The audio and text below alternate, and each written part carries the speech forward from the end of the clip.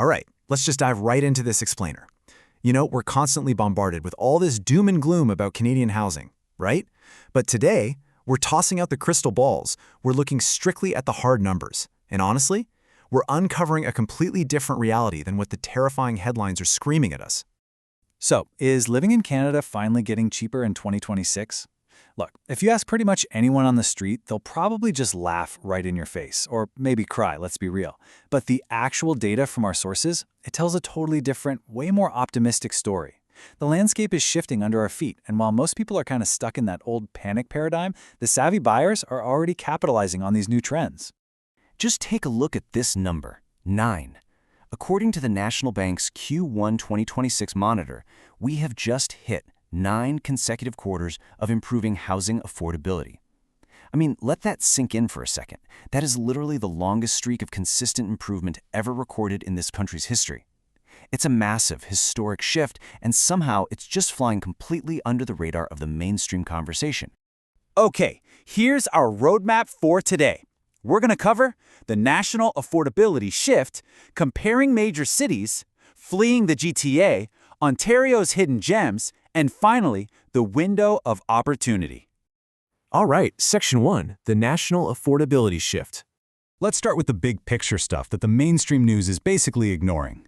This national bank data visually proves this historic 9-quarter streak of relief I just mentioned.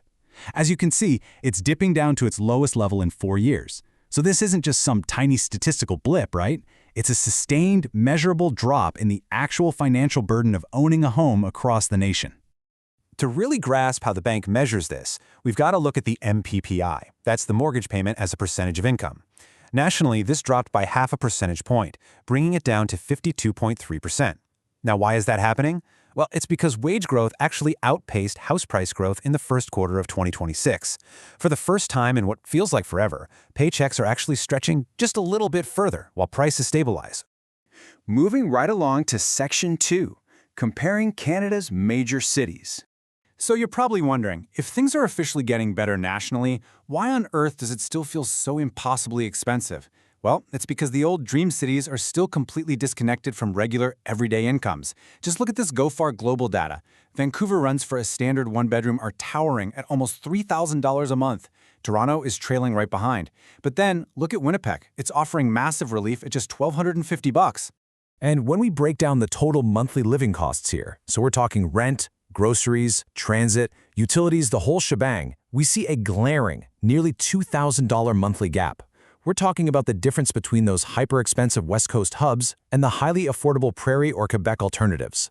Living in Vancouver costs a single person over $4,000 a month. Winnipeg, roughly $2,300.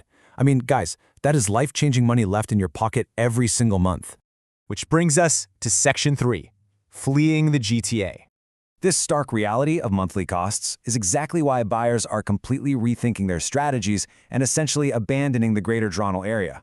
Sure, Toronto home prices fell 6.7% year over year. Great, right? But let's be completely honest here. $1 million discount at home is still an absolute pipe dream for the average earner. Now compare that directly to Ontario's #1 underrated market, Arnprior, which is sitting right around $400,000. Now that is a massive, actually actionable difference. Lendworth data is pretty clear on this, holding out hope for these specific cities, with Scarborough Centre actually ranking at the absolute rock bottom for affordability, is just a losing game. If you're stubbornly trying to force your way into Brampton, Burlington, or Newmarket, you're just fighting against intense competition and heavily inflated prices. Honestly, it's time to start looking elsewhere. And that leads us into Section 4, Ontario's hidden gems. So instead of fighting that losing battle in the GTA, the truly smart buyers are quietly targeting mid-sized cities that actually offer real upside. Right now, all eyes are on the Ottawa region. Get this, 7 of the top 10 most affordable cities in all of Ontario are near Ottawa. You've got Canada, which is a major tech hub with average incomes over $146,000, Nepean for fantastic family life, Kingston for that historic charm, and Arnprior for a small-town feel with booming demand. It completely proves you absolutely do not have to sacrifice your lifestyle to own a home. Because you see, the absolutely crucial takeaway here is this. A cheap house means absolutely nothing if there are no jobs in the area to actually pay for it, right? These specific areas around Ottawa are seeing huge demand precisely because of their incredible income-to-home price ratios. It's like the perfect trifecta: solid income, reasonable cost, and great opportunity. All right, let's wrap things up with Section 5, the window of opportunity. So how does all this data build into an urgent, actionable takeaway for 2026? Well, the harsh reality of real estate is that this window of affordability, it's not going to stay open forever. The cycle is entirely predictable. Once the masses finally wake up and realize affordability has improved, they're going to flood these mid-sized markets like Woodstock, Thunder Bay, and the Ottawa region. And as soon as that demand surges, poof, the lack of competition disappears and prices get driven right back up. And that is exactly why Lendworth makes such a great point here. Smart money is using flexible approvals and equity-based mortgages right now.